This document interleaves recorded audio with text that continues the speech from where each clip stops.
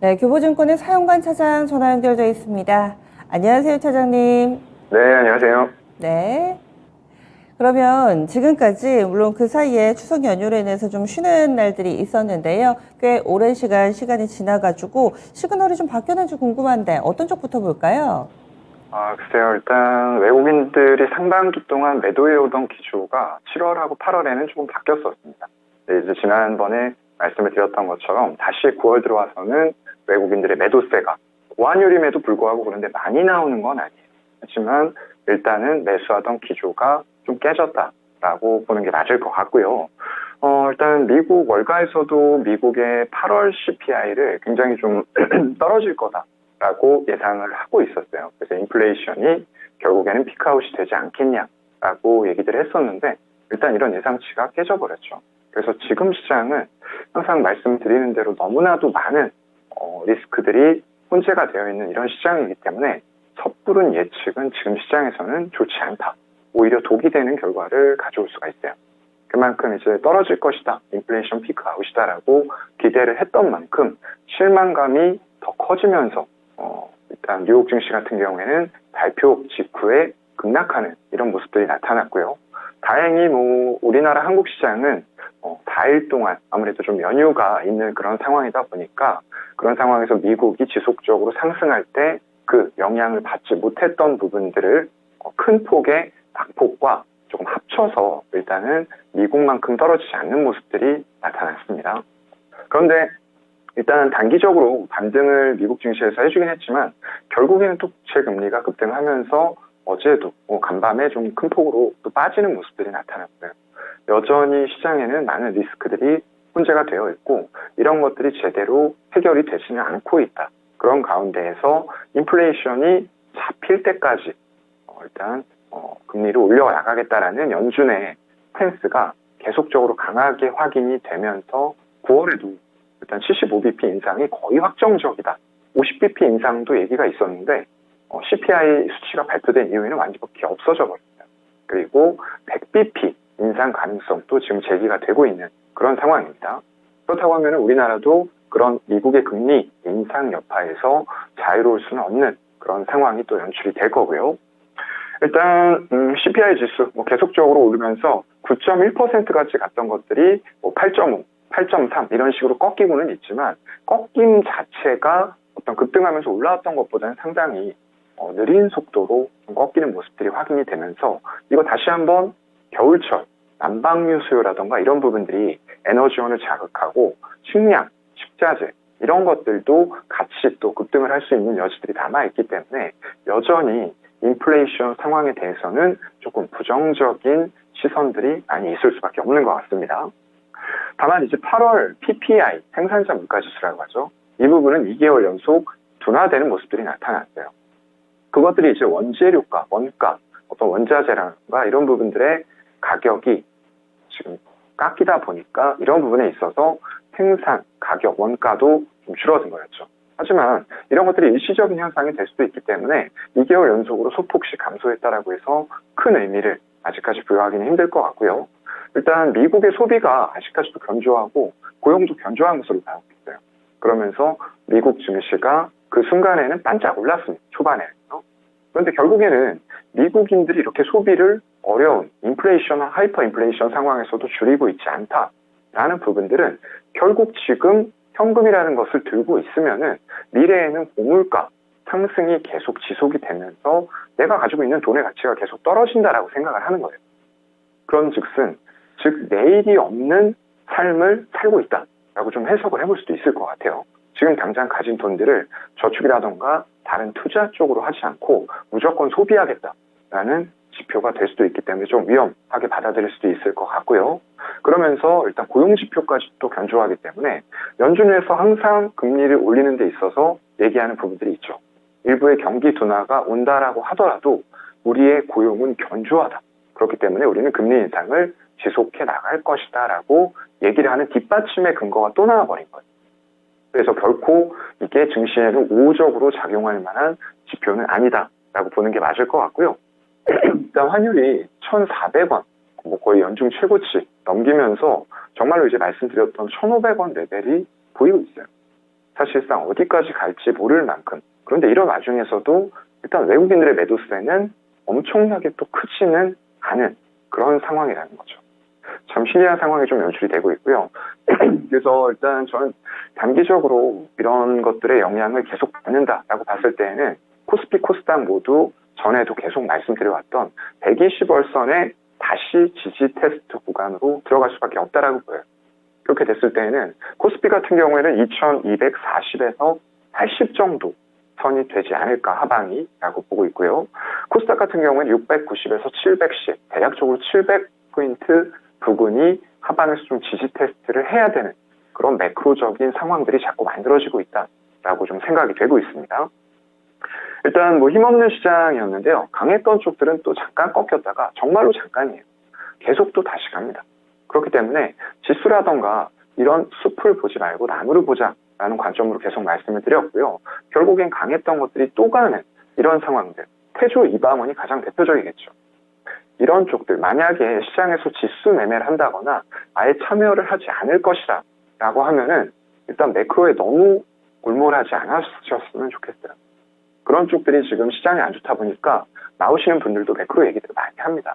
그런데 이 매크로만 보면 사실 투자를 할 수가 없는 환경이에요. 근데 여러분들도 아시다시피 지금 투자할 섹터나 종목이 없는 장세는 전혀 아닙니다. 전혀 아니에요.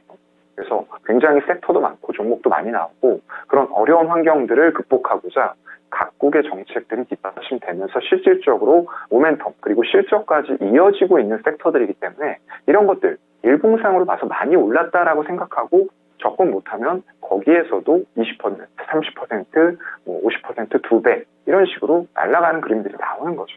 그래서 너무 그 현재 주가만 보지 마시고요. 가격이 아닌 향후의 가치가 어떻게 될 것인가 이런 부분들을 좀 집중적으로 공부하는 시간으로 삼으시고 투자할 섹터와 종목은 여전히 많다라고 생각을 하시면 될 것 같아요.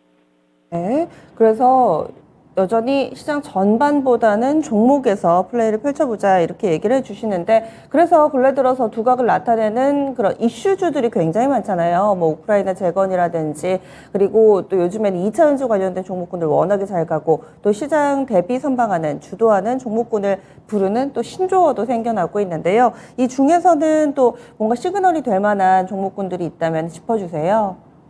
네, 항상 드리는 말씀은 똑같을 것 같습니다. 태조 이방원이 기본이 될 것 같고요. 2차 전지 같은 경우에는 뭐 굉장히 지금 빅트렌드가 되었기 때문에 아무리 말씀드려도 지나치지 않아요. 근데 항상 이제 개인 투자자분들은 말씀드릴 때마다 이거 많이 올랐는데 어떻게 사냐. 제가 아까 말씀드렸죠. 가격이 아닌 가치를 보고 투자를 하셔야 됩니다. 지금 전기차 보급률 항상 말씀드리는 대로 10%가 채 되지 않아요. 글로벌 보급률입니다. 이게 점차적으로 올라가서 20%, 30%, 50% 된다라고 생각을 해보세요. 그럼 얼마나 많은 차량들이 보급이 될 거며 거기에 들어가는 배터리, 양극재, 음극재, 전해, 분리막, 동박 이런 것들이 많이 필요하겠습니까? 그리고 폐배터리 같은 경우에도 지금 굉장히 각광을 받으면서 전혀 딴 나라의 주식인 것처럼 정말 딴 세상이죠. 네, 정말로 상장 이후에 2배, 3배, 4배씩 가격이 급등하는 양상들을 성일하이텍이라던가 코스모 화학 같은 경우는 기존의 종목이고요. 세비캠 같은 종목들도 이런 리사이클링 수혜를 받으면서 너무 먼 미래에 어떤 실적들을 땡겨오는 거 아닌가라고 생각이 될 수도 있는데 그만큼 지금 같은 시장에서 주목할 만한 섹터들이 2차 전지에 다 몰려있다라고 생각하시면 좀 이해가 쉬우실 것 같아요. 거기다 어제 같은 경우에는 일단은 OCI 같은 경우 사실 태양광 모듈 같은 쪽들 하나솔루션, 현대에너지솔루션이죠. 그런 쪽들 대비해서는 주가가 상대적으로 지속적인 상승을 보여주지 못했어요. 가끔 이슈 있을 때 중국에서 폴리실리콘 가격 규제하겠다라던가 이런 이슈가 있을 때만 올랐는데요. 이번에 또 미국에서 중국 주기기에 들어갔죠. 그리고 유럽연합까지 같이 가세하면서 에너지 안보 위기를 겪었던 곳들에서 정말로 이런 중국이라던가 러시아 쪽을 배제하는 분위기가 점점 더 시장에서 짙어지고 있다라는 부분들을 여러분들이 체크를 하셔야 됩니다. 그렇게 된다고 했을 때 지금 중국 신장 쪽의 인권 문제 이런 부분들을 핑계로 지금 들어갔지만 폴리실리콘에 대해서 정말로 이제 수입이라던가 여러 부분 생산에서부터 모든 공정에 걸쳐서 이런 강제 노동을 통한 부분은 우리가 쓰지 않겠다라고 했어요. 근데 그게 현실적으로는 사실 좀 불가능합니다. 아직까지도 이제 미국이라던가 유럽 쪽에서 태양광 쪽이 각광을 받으면서 올라오고는 있지만 여전히 원재료단이라던가 전 세계에서 차지하는 비중 면에서는 굉장히 큰 비중을 중국이 가져가고 있다라는 거죠. 특히나 이제 지금 문제가 되고 있는 중국의 신장 지역, 위구르 지역죠. 이런 지역들이 세계 폴리실리콘의 45%를 담당을 하고 있어요. 그렇다 보니까 이걸 갑작스럽게 안 쓴다?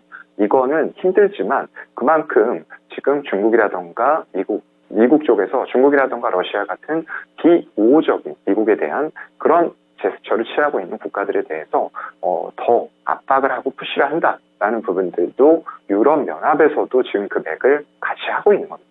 왜냐하면 계속 지금 겨울철 다가오고 있는데 가스관 잠그고 있잖아요. 러시아 쪽이라던가 이런 쪽들이요.